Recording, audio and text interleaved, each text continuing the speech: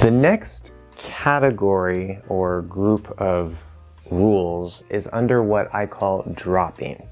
Now, this is technically called elision, which, what the heck does that mean, right? Or it's commonly called omitting. The first rule you've heard me talk about in other places on this channel, and that is the NT plus vowel rule. This is a super common rule, and what this states is that if you have NT and then a vowel, right, at the start of the next word, or also very commonly inside of a word, then you drop the T. Okay, no T, and the N will then connect to the vowel instead. So for example, want out becomes won out. As we're going to see with anti-linking, this is actually a good example here, you can still stop the T. Want out, want out. But if you apply this rule, you drop the T and connect the N. An example inside of a word would be internet. We drop that first T, inner, internet. Next we have the ND plus vowel rule, and this one does not work as consistently or as much as the NT plus vowel rule, but it is something that you will commonly see, especially in faster speech. So for example, found out, you can drop the D and say found out. I found out. Again, you want to be speaking a bit faster here. I found out yesterday. Found out yesterday. Or even inside the word understand. Understand. I don't understand. Next we have ND plus consonant, not vowel.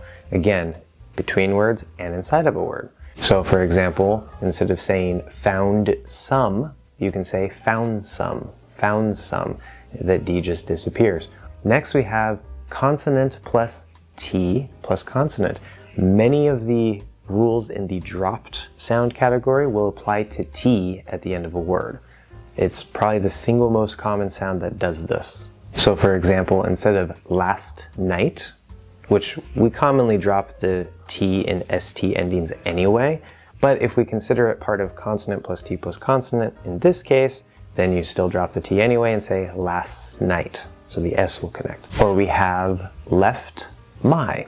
Left my. Left my. Or we can say instead of slept through, like I slept through the earthquake, we can drop the T and say slept through. I slept through the earthquake. This can even happen inside of words, for example, in bankruptcy. Fully enunciated, bankruptcy. C, okay? But we don't really like those three consonant sounds together, so we drop the T.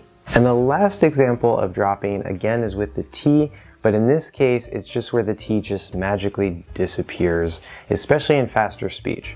You can always enunciate it, it's fine, or you can stop it, that's fine. But this very commonly happens with common function words. For example, but they, or you can stop it, but they, or you can drop the T, but they. Again, speak a bit faster if you're speaking more slowly, but they don't like it. It might be a little bit weird. That sucks. That sucks, stop it, or that sucks. What size? What size?